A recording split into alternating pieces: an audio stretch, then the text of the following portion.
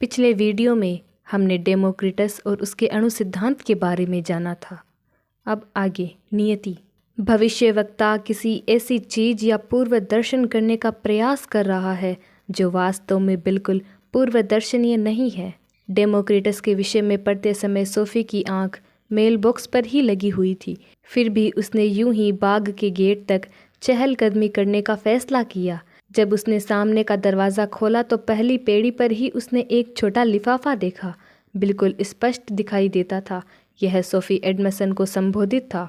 इसके मायने वह आज फिर चाल चल गया।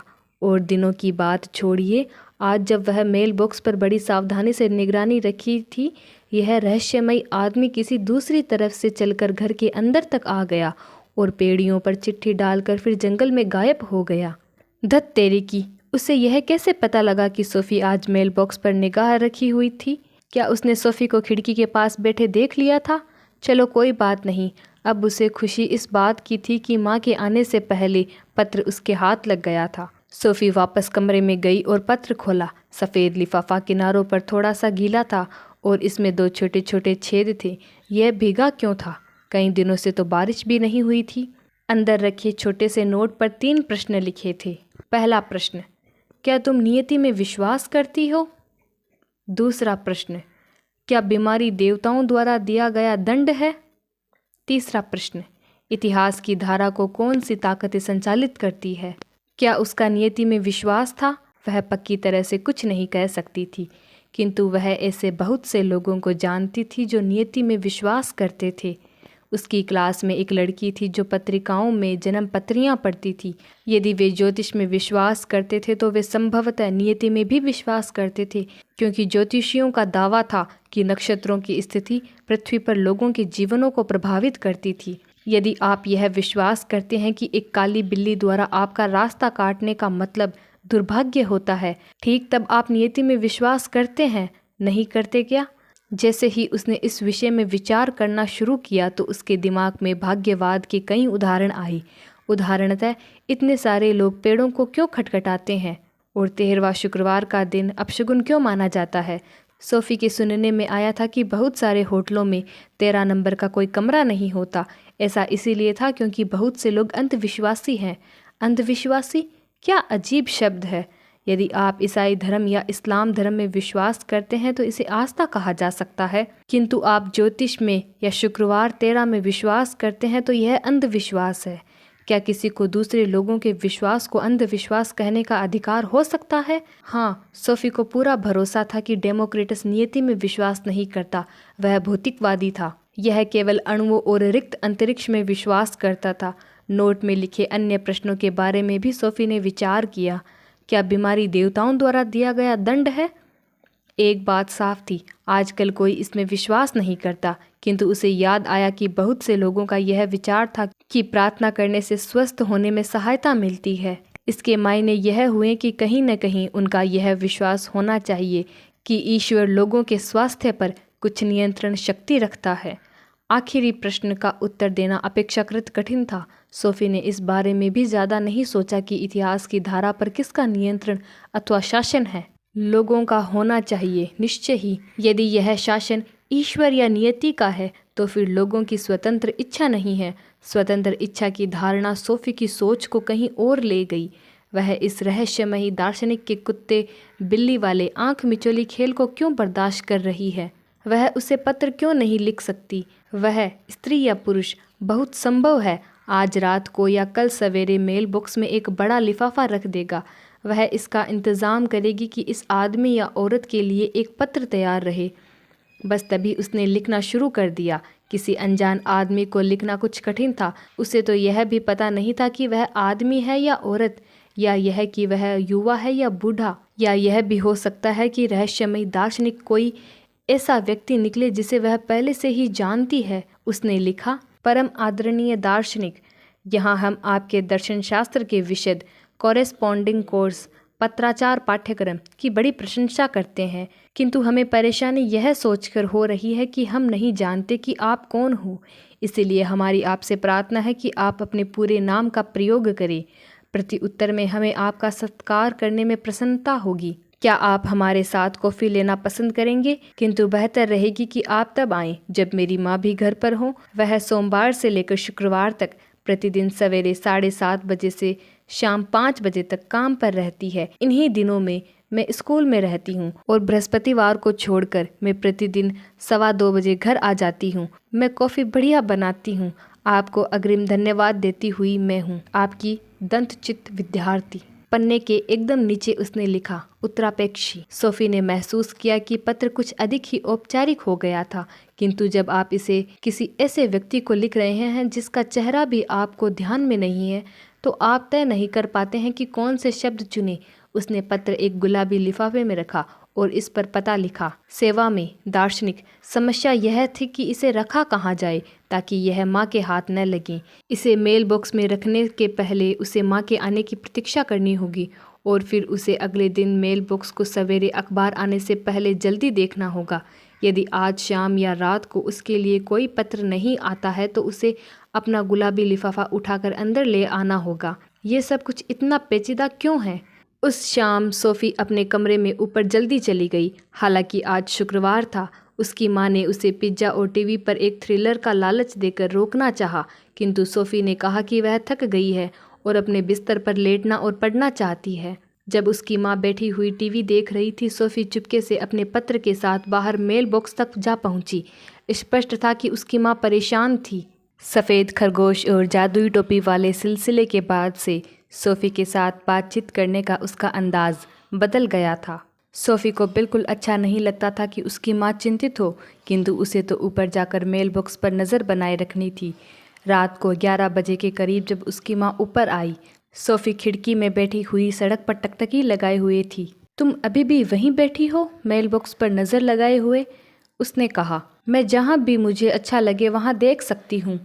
मुझे यह पक्का लगता है कि तुम्हें किसी से प्यार हो गया है सोफ़ी, किंतु यदि वह तुम्हारे लिए एक और पत्र ला रहा है तो वह आधी रात को तो आएगा नहीं। वह सोफ़ी को प्यार को लेकर इस तरह चुग्गा फेंकने वाली बात बिल्कुल पसंद नहीं थी, किंतु उसे अपनी माँ को इसी तरह की सच्चाई में विश्वास करते रहने देना था। क्या यह वही है जो तुमसे खरगोश और जादुई टोपी की बात कर रहा था? उसकी माँ ने पूछा। सोफ़ी ने सिर हिलाकर हाँ कर दिया। वह ड्रग्स वगैरह तो नहीं लेता है क्या? अब सोफ़ी को अपनी माँ के लिए वास्तव में अफसोस हुआ। वह अपनी माँ को इस प्रकार चिंता करते रहने देना नहीं चाहती थी, किंतु उसकी माँ का ऐसा सोचना बिल्कुल सिरफिरानापन था। एक आदमी की सोच में कुछ बेतुकेपन का मतलब है कि वह कोई नशा करता है या ड्रग्स वगैरह लेता है। कभी कभी उम्र याफ्ता या अधेड़ भी बिल्कुल मूर्ख होते हैं। उसने कहा, मोम, मैं एक बार और हमेशा के लिए वादा करती हूँ कि मैं ऐसा वैसा कुछ नहीं करूँगी। और वह भी कोई नशा वगैरह नहीं करता, किंतु उसकी दर्शन शास्त्र में गहरी दिलचस्पी है। वह तुमसे बड़ा है? सोफ़ी ने अपने सिर को हिलाकर मना कर दिया। तुम्हारी जितनी ही उम्र का है। सोफ़ी ने सहमति में सिर हिलाया। ठीक है, तब तो मुझे भरोसा है वह बड़ा प्यारा है डार्लिंग। अच्छा, अब मेरा ख्याल है कि तुम्हें कोशिश करके सो जाना चाहिए। किंतु सोफ़ी खिड़की में ही बैठी रही लगातार घंटों तक। आखिर में उसके लिए अपनी आंखें खुली रखना भी मुश्किल हो गया है। रात के 1 बज गए थे। वह बिस्तर पर जाने ही वाली थी कि उसकी नज़र अचानक जंगल से निकलती एक छाया पर पड़ी। हालांकि बाहर बिल्कुल अंधेरा था। वह पहचान रही थी कि एक आदमी की आकृति है। यह एक आदमी था और सोफ़ी को लगा कि वह काफ़ी बूढ़ा था। वह निश्चित रूप से उसकी अपनी उम्र का नहीं था। वह कोई टोपी पहने हुए था। सोफ़ी यह बात विश्वासपूर्वक कह सकती थी कि उसने सिर उठाकर घर पर निगाह डाली है, किंतु सोफ़ी की बत्ती जली हुई नहीं थी। आदमी सीधा मेल बॉक्स के पास पहुंचा और एक बड़ा लिफाफा इसमें डाल दिया। जैसे ही वह इसे छोड़ रहा था, उसने सोफ़ी का पत्र मेल बॉक्स में देखा। उसने मेल बॉक्स में अंदर हाथ डालकर इसे निकाल लिया। अगले ही क्षण वह तेज़ी से वापस जंगल की ओर मुड़ गया। वह जंगल के फुटपाथ पर बड़ी जल्दीबाजी से नीचे उतरा और गायब हो गया। सोफ़ी ने अपने दिल को उछलते पाया। शुरू में तो यकायक उसके मन में आया कि वह अपने पजामे में ही दौड़कर उसका पीछा करे, किंतु वह आधी रात को किसी अजनबी के पीछे दौड़ने की हिम्मत न कर सकी। फिर भी बाहर जाकर उसे लिफाफा तो लाना ही था। 1 या 2 मिनट बाद वह दबे पांव सीढ़ियों से नीचे उतरी, धीरे से सामने का दरवाज़ा खोला और मेल बॉक्स की ओर दौड़ी। पलक झपकते झपकते हाथ में वह लिफाफा लिए वापस अपने कमरे में आ गई। वह अपने बिस्तर पर बैठ गई और सांस रोक ली। कुछ मिनट गुजर जाने के बाद यह देखकर कि घर में सब कुछ शांत था, उसने लिफाफा खोला और पढ़ना शुरू किया। वह जानती थी कि यह उसके पत्र का जवाब नहीं होगा, उसका उत्तर तो कल से पहले नहीं आएगा। सोफ़ी ने पत्र खोला। नियति, मेरी प्रिय सोफ़ी, एक बार फिर गुड मॉर्निंग। इसके पहले कि तुम कुछ सोचो, मैं एक बात तुम्हें साफ कर दूं कि तुम कभी भी मुझे जानने या पहचानने की कोशिश मत करना। एक दिन हम मिलेंगे, पर इसका फ़ैसला मैं करूंगा कि हम कब और कहाँ मिल रहे हैं, और यह बिल्कुल फाइनल है। तुम मेरी अवज्ञा नहीं करोगी ना? चलिए फिर दार्शनिकों की ओर लौटते हैं। हमने देखा कि उन्होंने कैसे प्रकृति में होने वाले रूपांतरणों की प्राकृतिक व्याख्याएं प्राप्त करने की चेष्टा की है। इससे पहले इन परिवर्तनों को पौराणिक कथाओं द्वारा स्पष्ट किया जाता था। अन्य क्षेत्रों से भी पुराने अंधविश्वासों को हटाना जरूरी था। हम इन्हें स्वास्थ्य और रोग संबंधी मामलों तथा राजनीतिक घटनाओं में कार्यरत और प्रभाव डालते देखते हैं। इन दोनों ही क्षेत्रों में यूनानी लोग भाग्यवाद में परम आस्था रखते थे। भाग्यवाद यह विश्वास है कि जो कुछ भी होता है वह सब पूर्व निर्धारित है। हमें ऐसे विश्वास सारी दुनिया में देखने को मिलते हैं, न केवल पूरे इतिहास में, वरन आज हमें अपने समय में भी हमारे नार्डिक देशों में हम भाग्यवाद अथवा लग्न दान में, आइसलैंड एड्डा संबंधी पुरानी गाथाओं में बड़ा मजबूत विश्वास रखते हैं। हम प्राचीन यूनान और दुनिया के अनेक अन्य भागों में एक विश्वास और भी पाते हैं कि लोग अपना भाग्य या भविष्य पूर्व ज्ञान किसी देववाणी द्वारा प्राप्त कर सकते हैं। दूसरे शब्दों में यह हुआ कि एक व्यक्ति या एक देश के भाग्य को कई तरीकों से पहले ही जाना जा सकता है। आज भी ऐसे बहुत सारे लोग मिल जाते हैं जिनका विश्वास है कि वे भाग्य कार्ड्स के जरिए आपकी हस्तरेखाएं देखकर या नक्षत्रों की स्थिति देखकर आपका भविष्य बतला सकते हैं। इसी सब का एक विशिष्ट नॉर्वे संस्करण कॉफी कप्स द्वारा आपका भविष्य बतलाता है। जब कॉफी का कप खाली होता है तो कॉफी के कुछ बारीक पिसे हुए कण कप में लगे रह जाते हैं। इनमें एक खास छवि या नमूना बन जाता है। कम से कम यह तो होता ही है यदि हम अपनी आंख कल्पना को खुला छोड़ दें। यदि बचे हुए कॉफी के कण कार जैसी आकृति दिखते हैं तो इसका अर्थ यह हो सकता है कि वह व्यक्ति कार में लंबी यात्रा करेगा।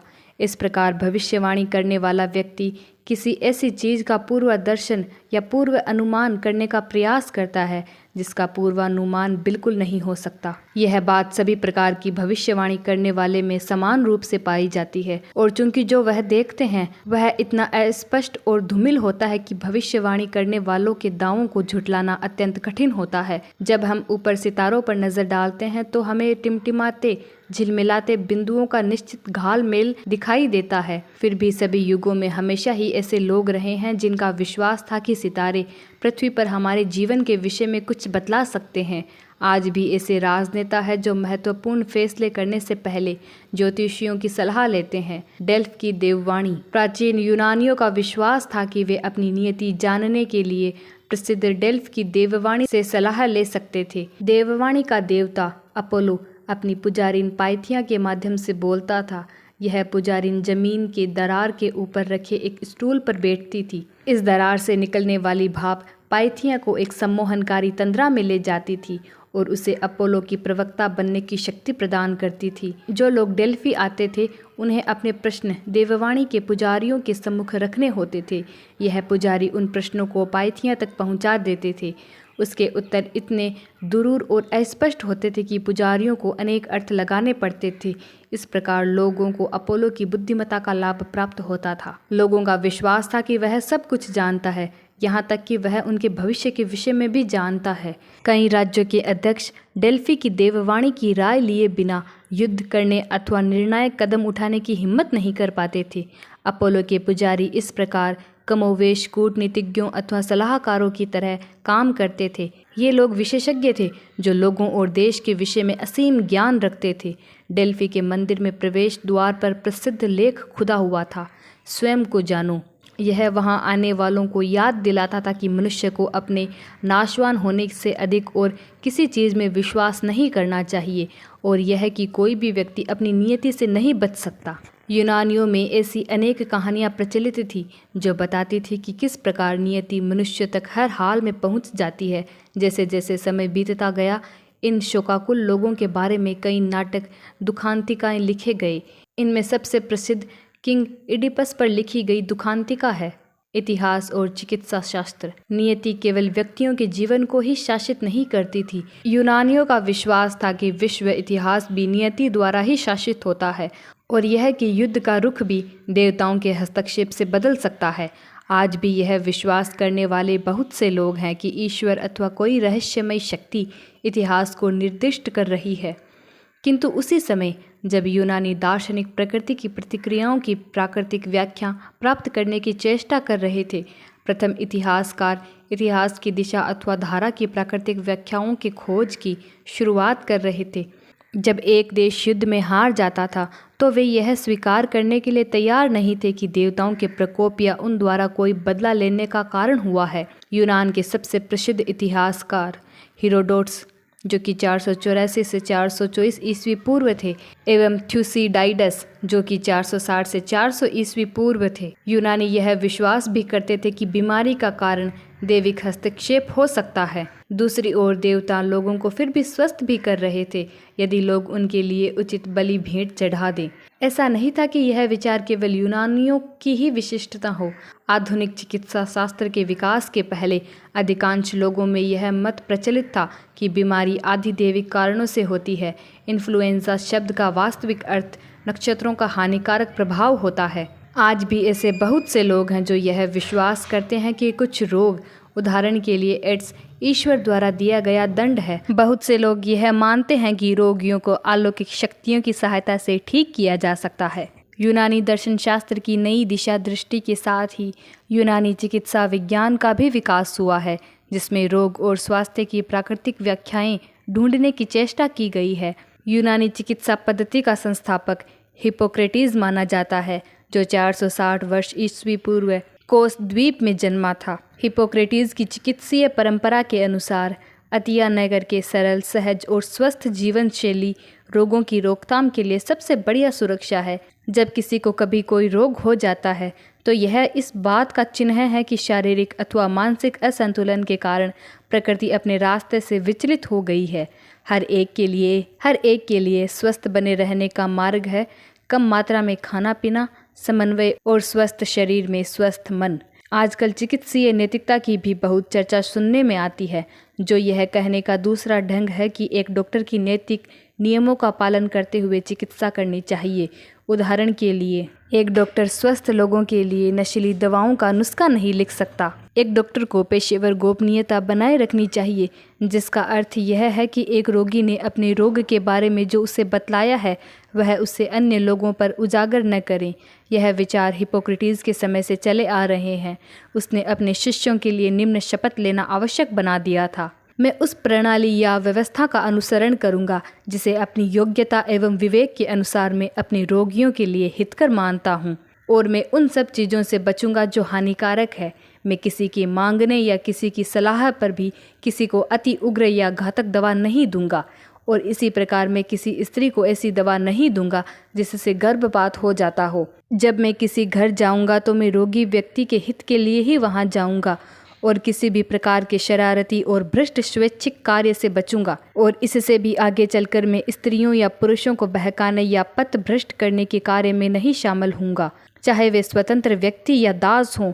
मैं अपने पेशेवर चलन के संबंध में जिस किसी भी चीज़ के विषय में यह सोचूं कि इस विषय में चर्चा करना उचित नहीं है, मैं उस विषय में चुप रहूंगा और गोपनीयता बरतूंगा। जब तक मैं इस पद का अक्षुण्ण बनाए रखता हूँ, तब तक मुझे जीवन में सुख मिले और मेरी चिकित्सा कला चलती रहे, और मैं सब लोगों का सभी समय आदर सम्मान प्राप्त करता रहूं। किंतु यदि मैं इस शपथ को तोड़ता हूं तो मेरे जीवन और भाग्य इसके विपरीत हो जाएं। शनिवार को सवेरे सोफी एक झटके के साथ उठी।